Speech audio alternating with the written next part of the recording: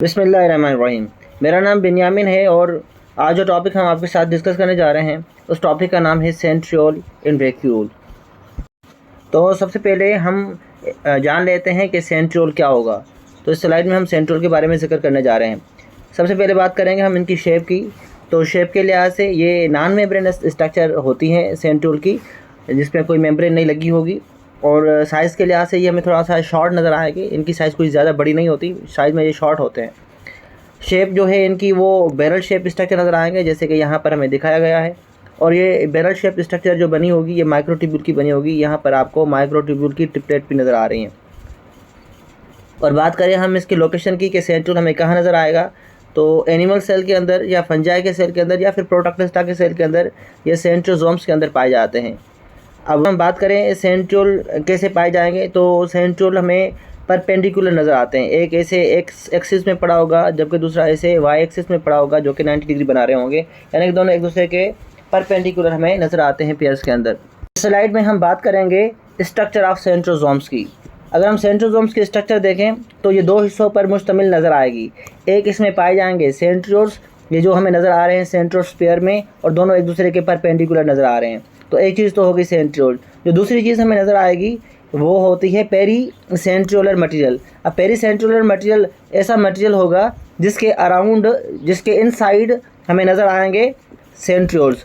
तो अगर हम गौर से देखें तो हमें दो चीज़ें नज़र आ रही हैं। एक नज़र आ रहा है सेंट्रियोल, और जो कि परपेंडिकुलर है एक दूसरे के, और ये जो सेंट्रियोल जहाँ पर पड़े हुए नज़र आ रहे हैं जिस मटेरियल के अराउंड, उस मटेरियल का नाम हमने देखा पेरी सेंट्रियोलर मटेरियल है। इन दोनों चीज़ों को मिलाकर हम नाम देंगे ये सेंट्रोसोम्स है।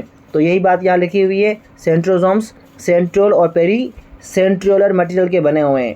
अब हम डिस्कस करेंगे कि इनका काम क्या है। काम के लिहाज से ये माइक्रोट्यूब्यूल को ऑर्गेनाइज करते हैं, जैसे कि यहाँ पर नज़र आ रहा है हमें माइक्रोट्यूब्यूल ऑर्गेनाइज होते हुए, जो कि आगे चलकर स्पाइंडल फाइबर बनाएंगे। और स्पाइंडल फाइबर हमें पता है सेल डिवीज़न में अहम रोल प्ले करते हैं। अब इस स्लाइड में स्ट्रक्चर की बात करेंगे कि सेंट्रियोल की स्ट्रक्चर कैसे होगी। सेंट्रियोल की स्ट्रक्चर बनी होती है माइक्रोट्यूब्यूल्स की, और इनकी अरेंजमेंट 9+0 के पैटर्न में अरेंज होती है। इस बात को समझने के लिए यहाँ पर एक तस्वीर दिखाई गई है सेल की। उस सेल के अंदर दिखाए गए हैं ये सेंट्रियोल। इन सेंट्रियोल को बाहर निकाल कर हमने बड़ा करके देखा है। अब यहाँ पर हम समझते हैं कि ये 9+0 अरेंजमेंट का क्या मतलब है। देखिए सेंट्रियोल जो है वो बना हुआ है माइक्रोट्यूब्यूल्स का। तो यहाँ पर हमें 1, 2, ये 3 माइक्रोट्यूब्यूल नज़र आ रही हैं। इन 3 माइक्रोट्यूब्यूल्स को हम नाम देते हैं ट्रिपलेट का। तो ऐसी ट्रिपलेट हमारे पास 9 नज़र आएगी हमें। तो 1, 2, 3, 4 और यहाँ पर 5 और यहाँ पर 6, 7, 8 और ये 9 ट्रिपलेट हमें नज़र आ रही हैं।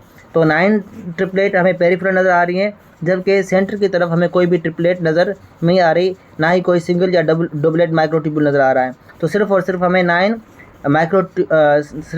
9 ट्रिपलेट नज़र आ रही हैं और बीच में कुछ भी नहीं है। तो इसको हमें नाम देना होगा 9+0 ट्रिपलेट।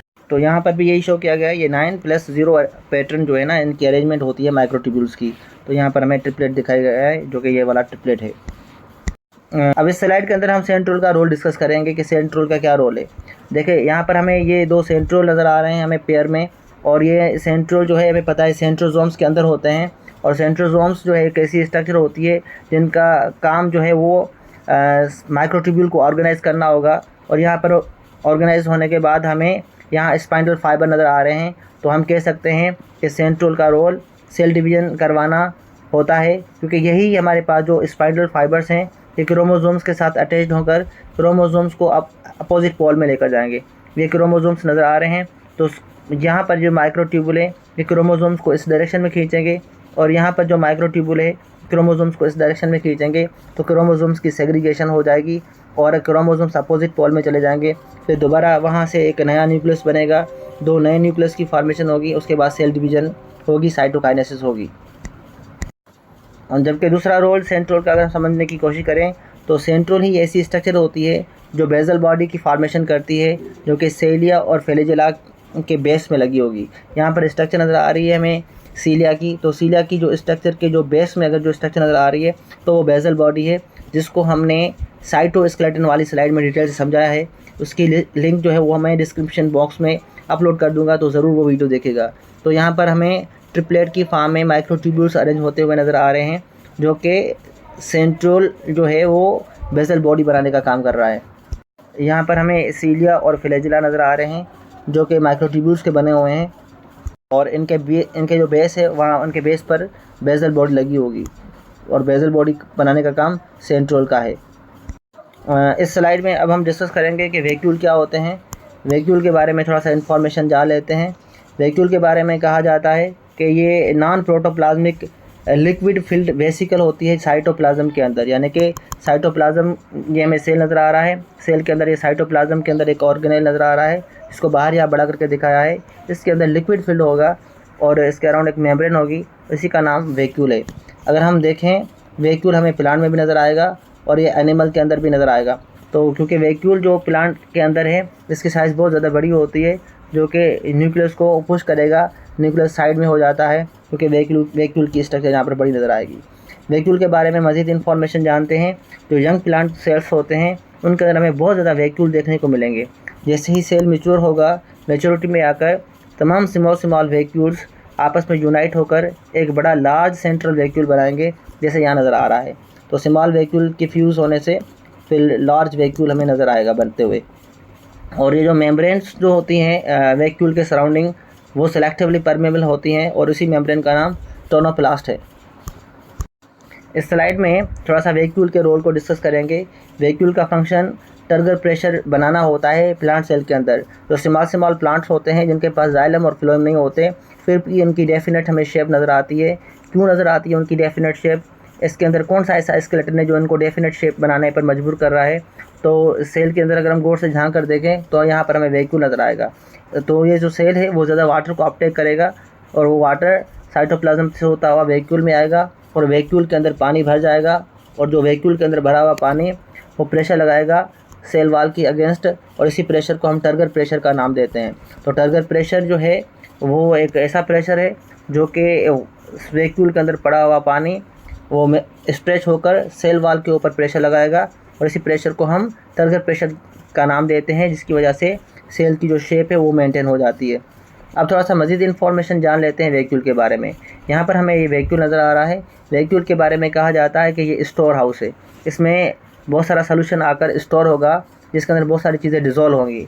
तो जो सेल के अंदर पड़ा हुआ सोल्यूशन है उसको हम सेल शेप कहते हैं। तो सेल शेप जो है वो कहाँ स्टोर होगा? वो सेंट्रल वैक्यूल के अंदर स्टोर होगा, इसलिए हम इसको स्टोर हाउस भी कहते हैं, क्योंकि बहुत सारे सब्सटेंस यहाँ आकर स्टोर होंगे।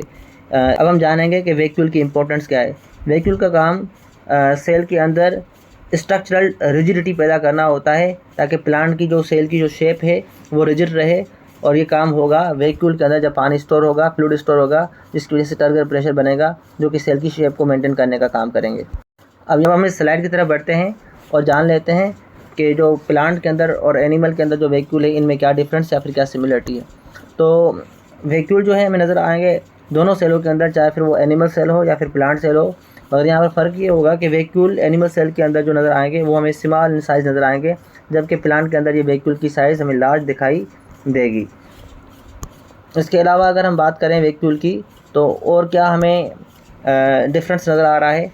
वैक्यूल जो है वो प्लांट सेल के अंदर हमें फ्यू नज़र आएंगे या एक ही नज़र आएगा बड़ा, जबकि एनिमल सेल के अंदर हमें सेवरल वैक्यूल्स देखने को मिल सकते हैं। तो मैनी वैक्यूल्स नज़र आएंगे एनिमल सेल के अंदर, और बहुत कम नज़र आएंगे या एक नज़र आएगा प्लांट सेल के अंदर।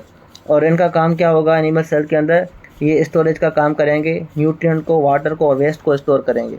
और अगर हम बात करें प्लांट सेल के अंदर, तो ये ज़्यादातर वाटर को स्टोर करते हैं या सोल्यूशन को स्टोर करते हैं, और इनका काम ये होगा कि जो वाटर जब इसके अंदर स्टोर होगा तो वो सेल वाल के ऊपर फोर्स लगाएगा, जिसकी वजह से सेल के अंदर टर्गर प्रेशर पैदा होगा, जो कि सेल को रिजिड रखेगा।